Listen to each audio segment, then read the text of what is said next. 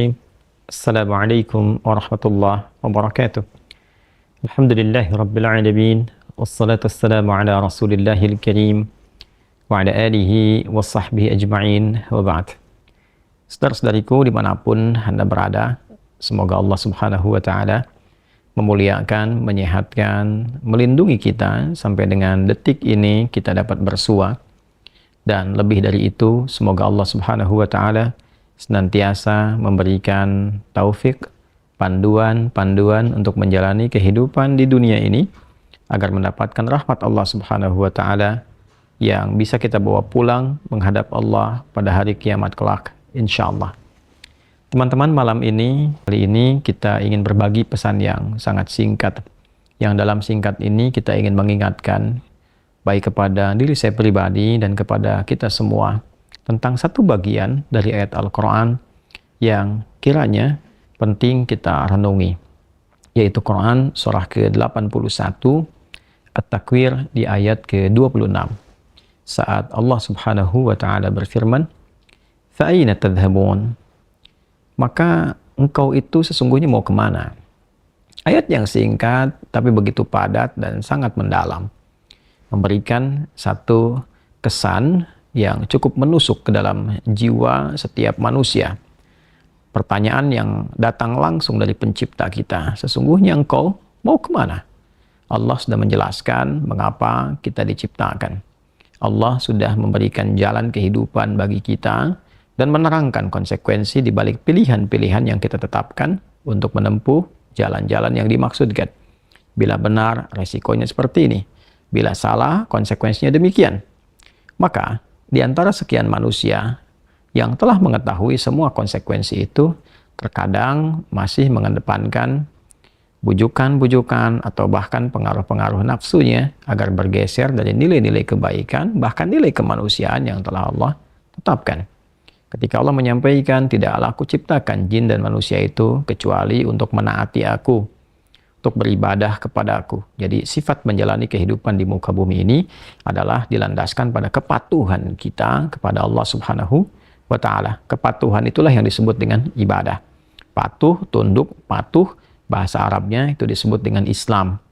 Jadi Islam dalam pengertian etimologi secara bahasa artinya tunduk, patuh, taat. Orangnya disebut dengan Muslim. Jadi setiap manusia itu konsekuensinya memang mesti patuh, tunduk dan taat kepada Sang Pencipta, yaitu Allah subhanahu wa ta'ala. Karena itu ketika Allah menyampaikan di dalam firman-Nya, "Wa ma khalaqtul jinna wal insa illa liya'budun." Tidaklah aku ciptakan jin dan manusia itu kecuali untuk menjadikan seluruh aktivitasnya agar menaati Allah subhanahu wa ta'ala, dijadikan sebagai ibadah.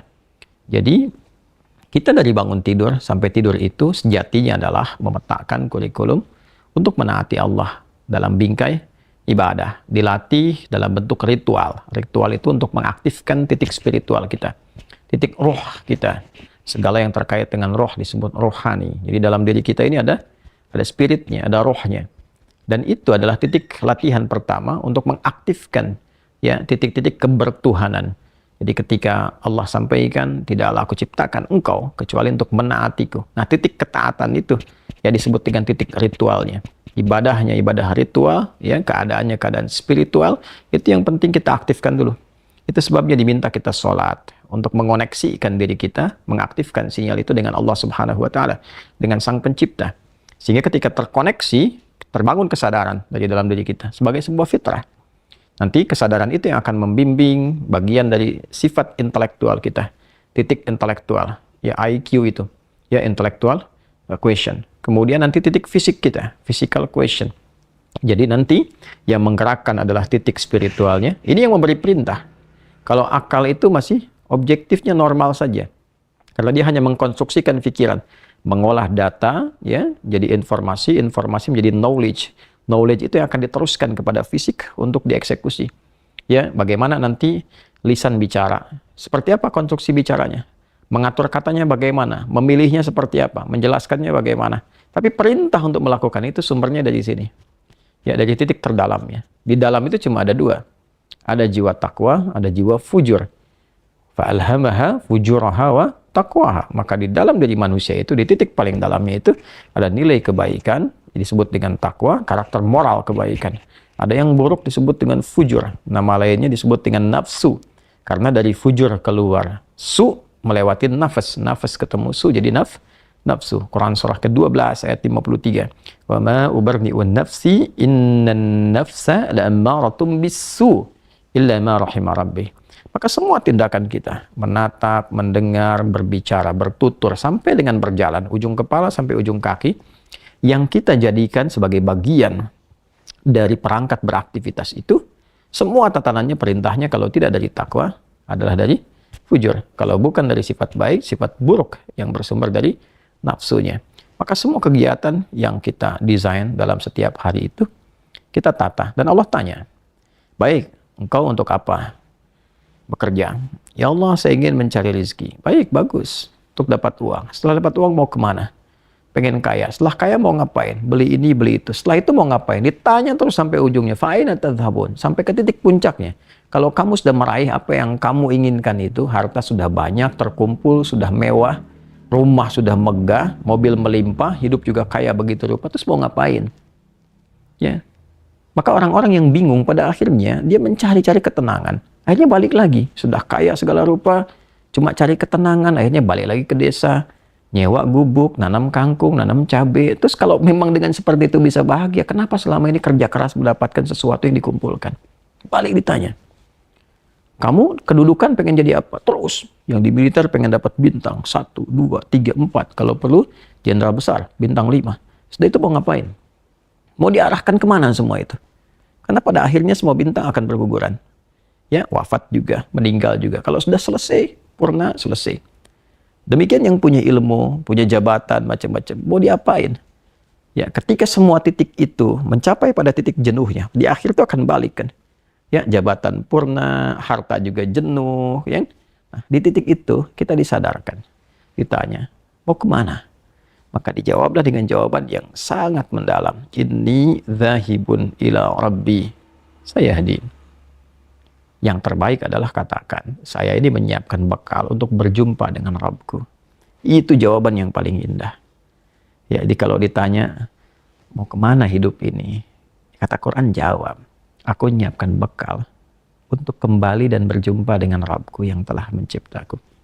Dari situlah kemudian Allah katakan, aku berikan petunjuk kalau begitu. Yahdin.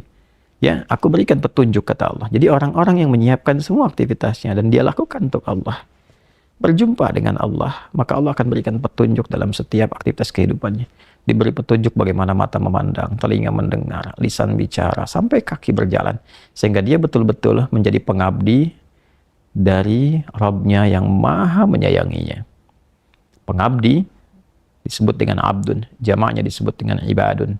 Yang maha menyayangi disebut Rahman, maka disebutlah dia dengan ibadur Rahman. Wa ibadur Rahmanil ladzina yamshuna 'alal ardi hauna wa idza khatabahumul jahiluna qalu salama. Demikian di surah Al-Furqan itu. Itulah puncak yang mesti kita ikhtiarkan dalam kehidupan, yang kita selalu sampaikan dan komitmenkan sejak bangun tidur.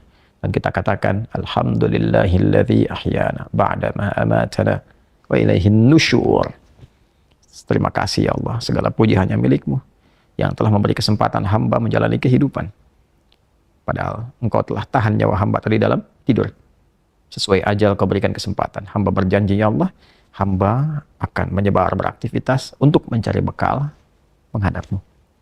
Saudara-saudariku, sedalam, sejauh, sebanyak kegiatan, aktivitas jabatan yang telah kita kumpulkan, harta benda, pengetahuan, sampai detik ini, apakah betul-betul sudah kita siapkan sebagai bekal untuk bertemu dengan Allah?